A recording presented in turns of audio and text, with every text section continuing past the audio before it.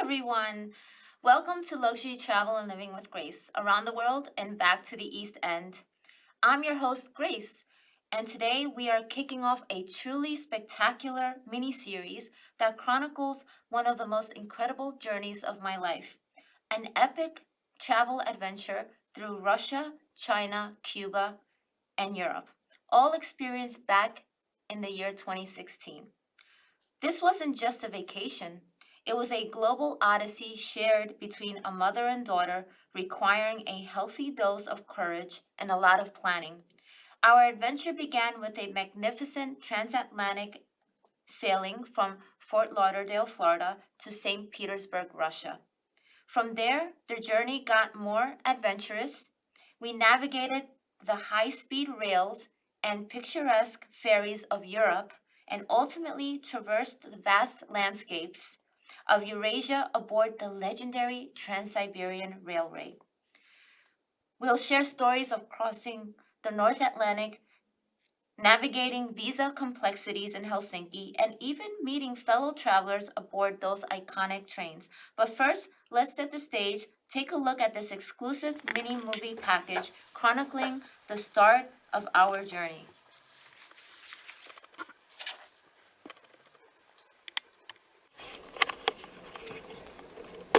January 2016. I was resting in my room in New York, dreaming of a global exploration. My constant companion in these dreams?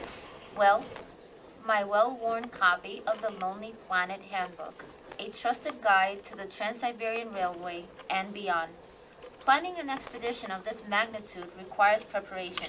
First stop, visas. A U.S. citizen planning to visit Russia, China, and Cuba needs multiple visa entries.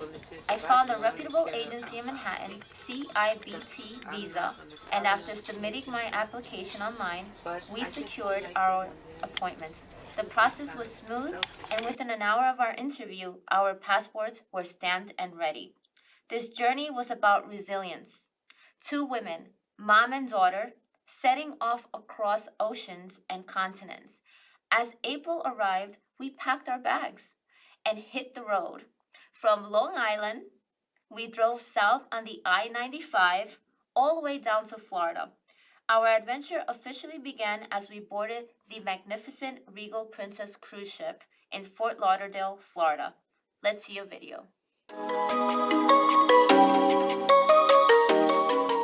We embarked on a unique 23-day one-way repositioning cruise, crossing the Atlantic Ocean to the Baltic Sea. Mom and I globe-trotted across the waves. We actively participated in delightful dining experiences, celebrated my mother's birthday at the Symphony, specialty fine dining, enjoyed the club and lounge music, met and interviewed Captain Giuseppe of the ship, and engaged in fashion shows, daily activities, and Broadway-style performances.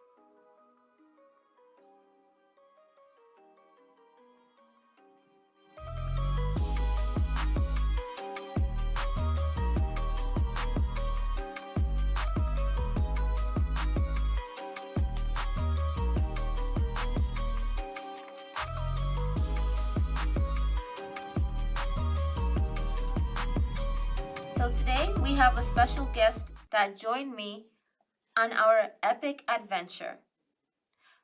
Welcome, Mom. How did you enjoy our transatlantic cruise on the Regal Princess from Florida to Russia on our 23-day journey?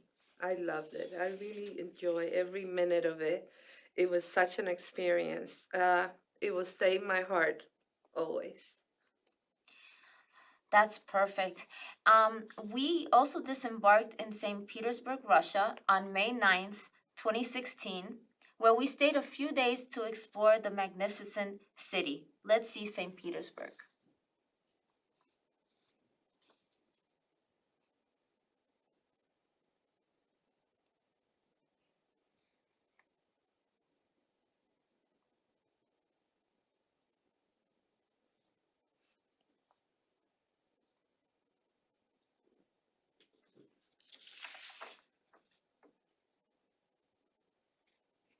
Many years ago with the former Sitma cruises to meet all together and exchange some past and beautiful experiences.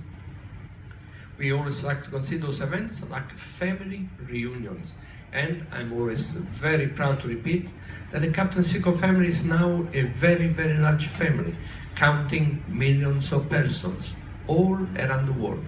Nice part is we keep growing cruise by cruise. Ladies and gentlemen, it's nice and special to see so many of you on board on this cruise.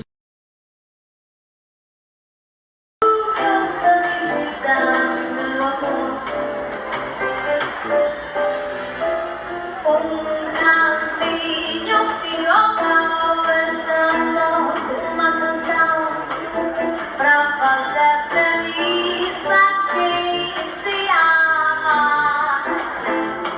Muita calma pra pensar e ter tempo pra sonhar na janela vizinha. Grace. She is on her third cruise and she loves traveling to Spain and French Riviera. Grace enjoys acting. Well, everyone, that was a glimpse of our 23-day journey on a transatlantic cruise crossing the Atlantic Ocean to the Baltic Seas from Fort Lauderdale, Florida to St. Petersburg, Russia. We dined at the Symphony and enjoyed the club and lounge music and interviewed Captain Giuseppe of the ship and engaged in fashion shows, daily activities, and Broadway-style performances. Um, so let's roll in a video of St. Petersburg, Russia when we disembarked the ship.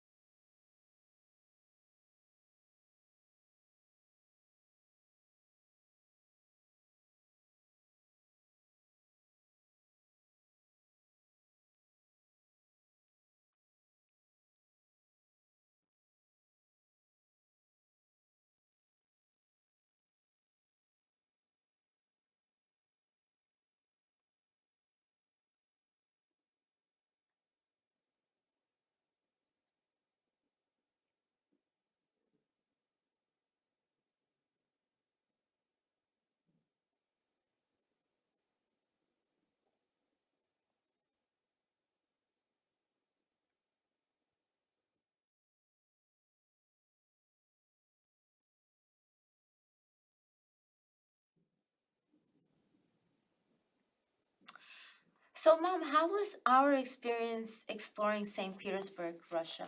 It was grand, and we were treated so nicely by everyone there. We were welcome everywhere we went.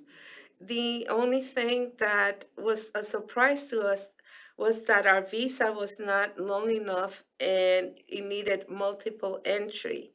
And that was the great thing that we ended up going to Finland for that purpose to kind of extend our visa. And that was lots of fun too.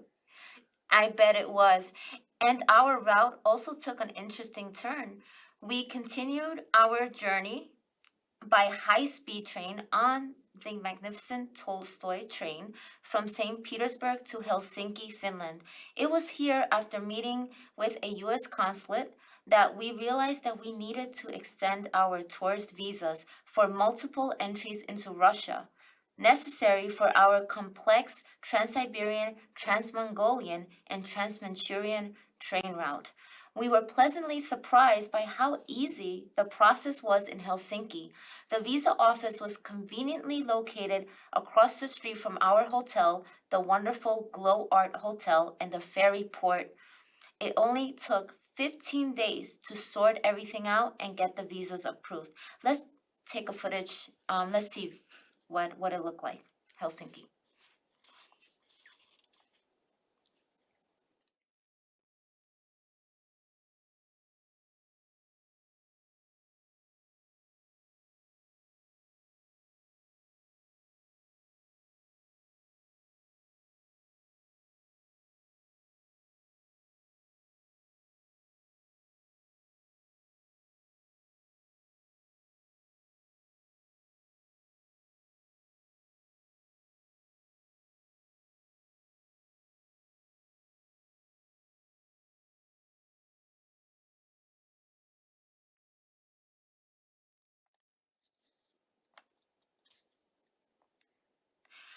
So, Mom, let's explain to our viewers what did you think about the visa process we endured from St. Petersburg, Russia to Helsinki, Finland? Oh, it was very easy to get, and it kind of extended our stay, those extra 15 days in um, in Helsinki, which was great because we love that hotel. It's one of our favorites in Finland. Really, the food is really great, and I love to eat. Definitely. With visas secured, we boarded the overnight high speed Tolstoy train from Helsinki, Finland to Moscow, Russia. A mere 10 hours only, and a vastly different experience from the high speed Allegro train option. Let's see what the Tolstoy looks like.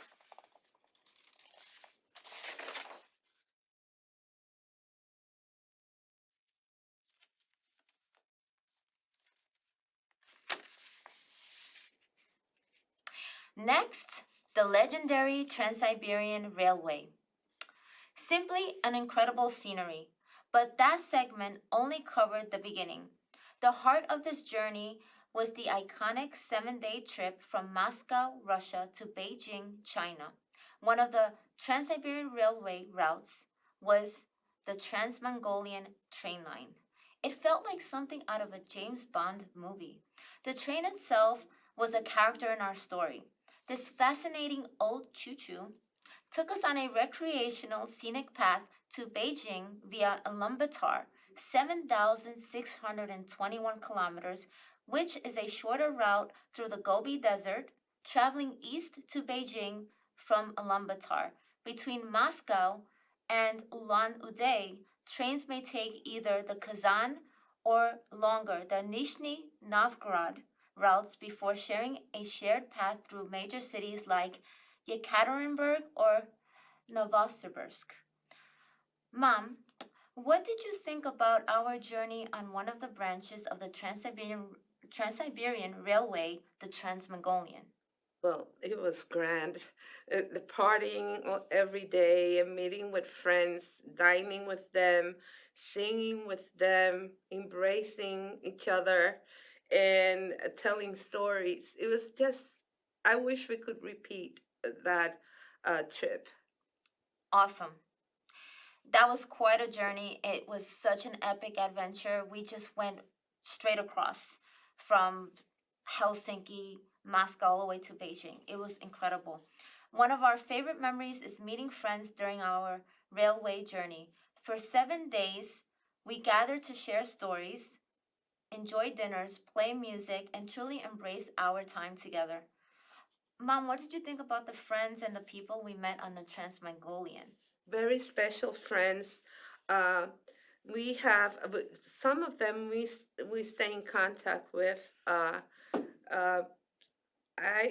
this one specific friend from Amsterdam that we made a trip to Amsterdam just to meet again, and we every night kind of enjoyed dinner together. It was something like we would not be able to eat dinner without each other.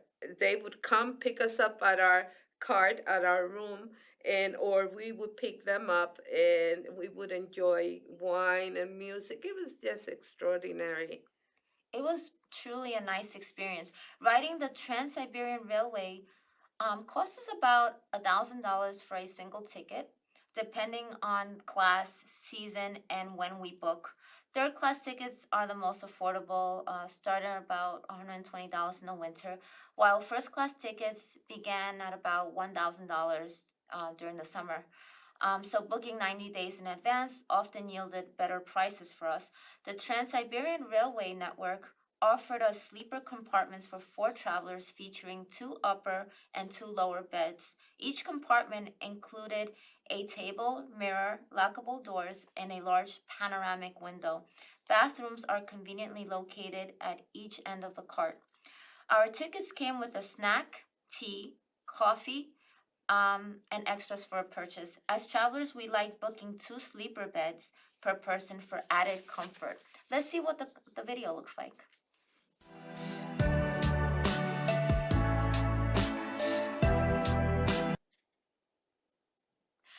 Mom, so what did you think about the compartments and the amenities on the Trans-Mongolian?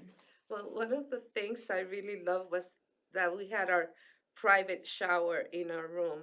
It was only for us. And our room was pretty comfortable. The beds were double beds for each. And the bathroom, the restrooms were outside of the room. And it was very funny because every time we went to the bathrooms, we came with our Clorox spray, triggering our little spray bottles. I remember that time. It was very funny because most of our friends would laugh about that they would see us with our spray walking towards the bathroom. Always. Um, so our memorable moments occurred when we met friends, gathered together for socializing and playing music on the railway, joining for dinners, and having good times throughout our 7 day adventure. We also explored short stops when the train halted, allowing local women to sell fresh fried fish directly on the platform, especially when we traveled through Mongolia. The dining car transformed with each country as we traversed, showcasing a delightful array of cuisines from Russian to Ukrainian and Mongolian. Let's look at some clips on that unforgettable route. I just put the sticker on. Just for fun. Yeah, just for fun. I thought it was part of the guitar. Wow. Yeah, I just put it on later. Oh, yeah. Cool. Yeah. Oh, they'll go crazy over that. Oh, it is? Yeah. Yeah. Not exactly. Oh, that's... I'll keep it then. I'll keep it then. Yeah. Because my plan was to give it to some kid in Beijing. Because you will enjoy it. Yeah. Especially in Times Square. Yeah. Well, it already is, because it's been on this trip. It's coming along with me on this trip. And it has a history. Yeah, and that's the only thing I would like to keep it for. Because I'd like to make some kid happy with a guitar in Beijing. Cause when I see a kid, I'll just give it and maybe make somebody happy. So Mom, what did you think about the whole experience? Oh, the whole experience was so unique that I would love to relive it again. Um, as a matter of fact, I think today I'm gonna call Magna and some of the friends, right? Oh yeah, And like definitely. you always speak to Giuseppe and Right. so every one of the things that I love was that each of the friends and passengers came from a different country and a different career background.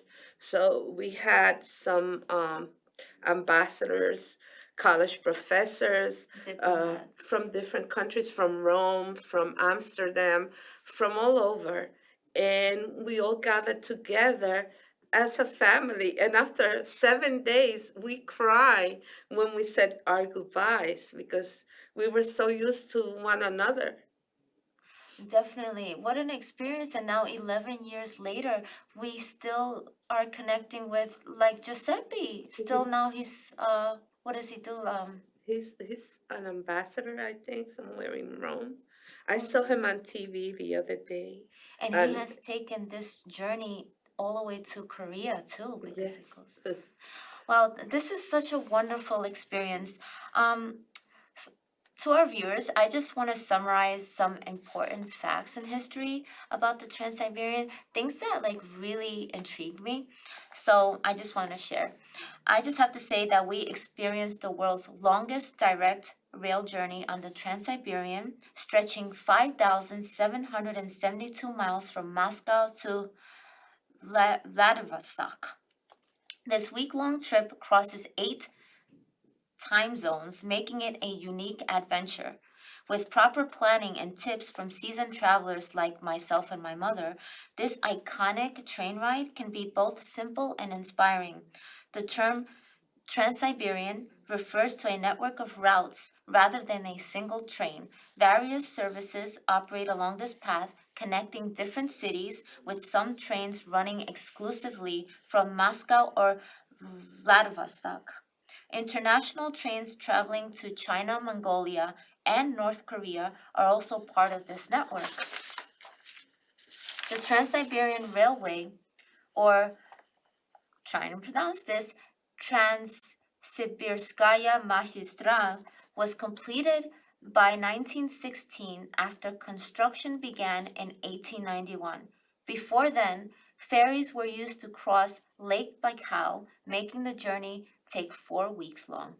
The main Trans-Siberian route from Moscow to Vladivostok is often called the classic route, with three additional branches: the Trans-Manchurian Railway to Beijing via Harbin, which is 8,986 kilometers, the Trans-Mongolian Railway to Beijing via Ulaanbaatar, which is 7,621 kilometers, and the third one is the Baikal-Amur train line, the BAM, from Taishet to Savetskaya Gavan, which is 4,324 kilometers. All three routes share over 5,000 kilometers before diverging toward Mongolia or China.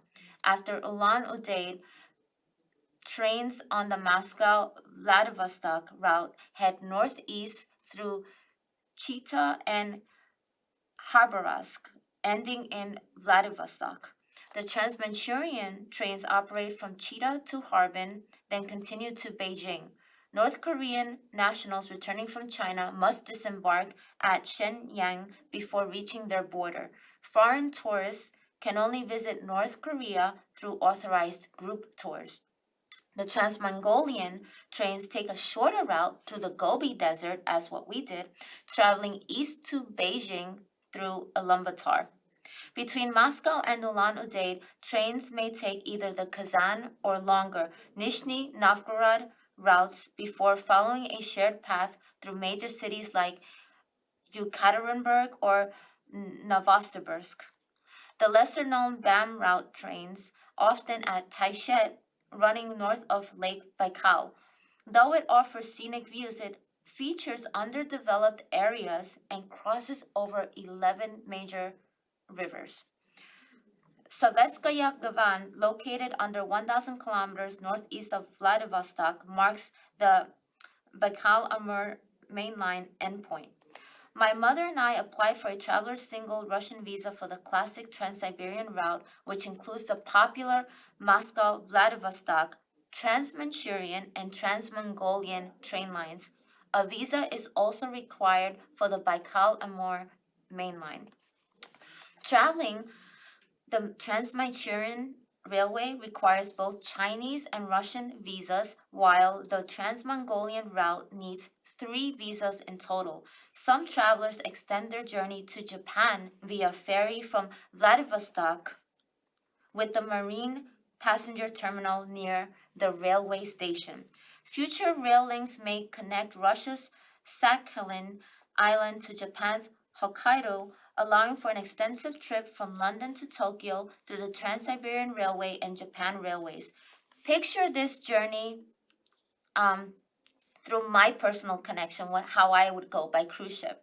So I would take the iconic Queen Mary II, the Cunard, from Brooklyn, New York to Southampton, England, and take a train to Travemünde, Germany. So there's a ferry in Travemünde, Germany that takes you straight to Helsinki, Finland, which is Finnlines, operates ferries from Travemünde, Germany, directly to Helsinki, Finland, which is the most common sea route for this journey. From the ferry port in Helsinki, Finland, we can walk right over, only a few minutes, to take the overnight Tolstoy train, 10 hours into Moscow, Russia, and then hop on the Trans-Siberian Railway and take off on a 7-day adventure. Or for those that want a quicker route on a train, Picture this journey: London to Paris on the Eurostar train, Paris to Moscow, and then take the TransSiberian adventure and finally crossing bridges to Japan over the Sea of Japan. Just count the days. So, what an adventure! It was really truly one of the most epic trips of my life. Travel enthusiast seeking an epic journey on the Trans-Siberian Railway can find luxury ticket prices and booking information on this website, luxurytrainclub.com, or you can contact them by email reservations at luxurytrainclub.com or their website, the transsiberiantravelcompany.com, or email them at info at the transsiberiantravelcompany.com. Or for those that have any more questions, you can contact me and look me up on my Instagram, Grace Nicole Sabale, or my email, grace.sabale@aol.com. So thank you everyone in East Hampton, Southampton, Sag Harbor, and all of the East End for joining us today on our travel epic adventure and our installment of our first mini movie series. Join us next time when we will feature the next mini series focusing on our exploration of China and the return across the globe. I'm Grace, and you've been watching Luxury Travel and Living with Grace around the world and back to the East End. Safe travels, everyone.